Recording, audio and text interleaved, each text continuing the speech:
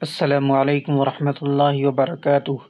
تعلیم الاسلام مکمل 4 حصے، تالیف حضرت علامہ مفتی کفایت اللہ رحمۃ اللہ علیہ۔ تیسرا حصہ چل رہا ہے۔ آج کا تازہ عنوان ہے غسل کے باقی مسائل۔ سوال: غسل کی کتنی قسمیں ہیں؟ جواب: 3 قسمیں ہیں۔ نمبر 1 فرض، نمبر 2 سنت، نمبر 3 مستحب۔ سوال: غسل میں فرض کتنے ہیں؟ جواب: 6 ہیں، اور ان کا بیان تعلیم الاسلام کے کسی اگلے نمبر میں آئے گا۔ سوال: غسل کی سنتیں کتنی ہیں اور کون کون سی ہیں؟ جواب: 4 ہیں، اور چاروں یہ ہیں۔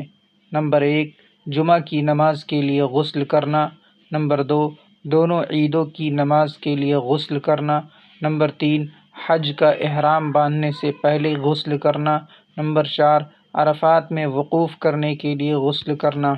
سوال: غسل مستحب کتنے ہیں اور کون کون سے ہیں؟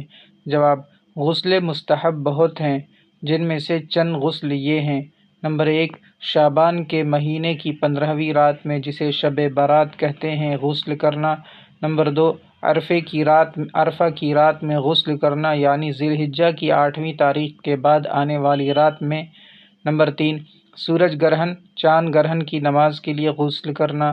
نمبر 4 نماز استسقاء کے لیے غسل کرنا۔ نمبر 5 مکہ معظمہ یا مدینہ منورہ میں داخل ہونے کے لیے غسل کرنا۔ نمبر 6 میت کو غسل دینے کے بعد غسل دینے والے کا غسل کر لینا۔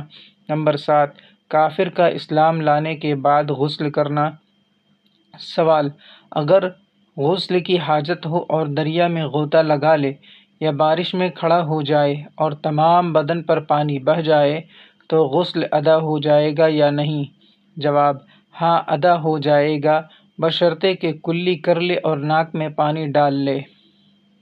سوال: غسل کی حالت میں قبلے کی طرف منہ کرنا جائز ہے یا نہیں؟ جواب: اگر غسل کے وقت بدن ننگا ہو تو قبلے کی طرف منہ کرنا ناجائز ہے، اور سطر چھپا ہوا ہو تو مضائقہ نہیں۔ سوال: سطر کھول کر وضو کرنا کیسا ہے؟ جواب: غسل خانے میں یا کسی ایسے مقام پر جہاں دوسرے آدمی کی نگاہ اس کے سطر پر نہ پڑے ننگے بدن نہانا جائز ہے۔ سوال: غسل کے مکروہ کتنے ہیں؟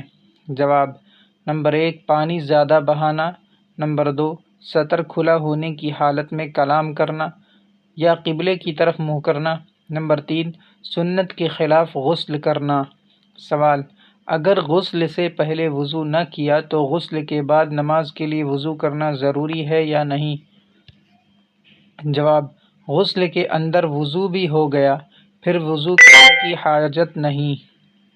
اس کلپ کے لیے اتنا ہی۔ جزاکم اللہ خیر الجزا، والسلام علیکم ورحمۃ اللہ وبرکاتہ۔